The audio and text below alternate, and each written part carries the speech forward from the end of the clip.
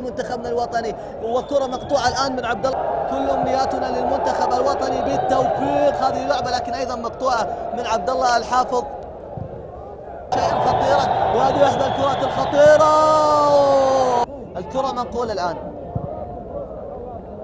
للمنتخب الاسترالي، مقطوعة الكرة من عبد الله حافظ، ثم بعد ذلك تعادل مع منتخب كوريا الشمالية 0-0 ليتأهل خلف المنتخب. سيطر عليها مصعب، تصعب الأمور على على المنتخب السعودي، الأمور تزداد صعوبة، ويبدو بأنني كنت أقول بأن المنتخب وهذه كرة خطيرة لدى الاستراليين، يبيتون النية لنيل لقب هذه البطولة. الكرة ملعوبة الآن، مقطوعة لمصلحة المنتخب التركماني، طويلة وإلى الأمام، صاحب أيضا بنية جسمانية والتدخل ممتاز،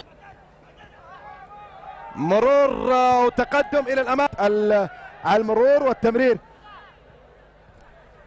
فيصل الغابدي صاحب هدف المنتخب السعودي في المباراة الماضية أمام استراليا، بالتالي تقطع من جانب لاعبي منتخب تركمانستان في وسط الملعب.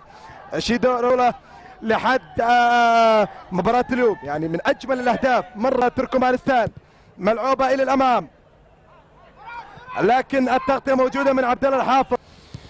الملعب الذي يتسع ل 55,000 متفرج، ملعب في العاصمة تاشقند، أقرب لعبد الله الحافظ. الآن عبد الله يمشي كرة إلى الأمام، حافظ يتابع، لكن الكرة أقرب لأرزي شيدوف صاحب البنية الجسمانية الكبيرة. بالكرة المباراة أرزي شيدوف كابتن منتخب تركمانستان، كانت واضحة بالنهاية. تركمانستان محاولة المرور والتمرير، لكن تقطع من عبد الله اللاعب كوربانوف.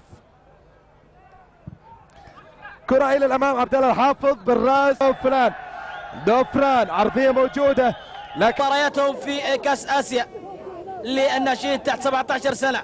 عبد الله حافظ اليوم لا راح نتجاوز بإذن الله يا مصعب، تمريرة تتخلص، تبعد أيضا إلى الأوت، رمية جانب. يكون ادعوا معايا، راح يكون نهاية الكريم، ظهور له بصماته يا عبد الكريم. كرة طويلة للأمام منتخب اليابان، وتغطية دفاعية وبمبدأ المرور، تمريرات يابانية ملعوبة أمامية. عبد الله الحافظ يتابعها، يلا يا أبو حافظ بمبدأ الأمان، يبعدها إلى الخارج، ركلة الزاوية. الكثير والله كلفتنا الكثير، وإلى الآن ما زالت مكلفتنا. كرة في اليمين ليوشيرا، تخلص لعبد الله. الدفاعات السعودية أيضا بالخطأ، ولكن عبد الله الحافظ قط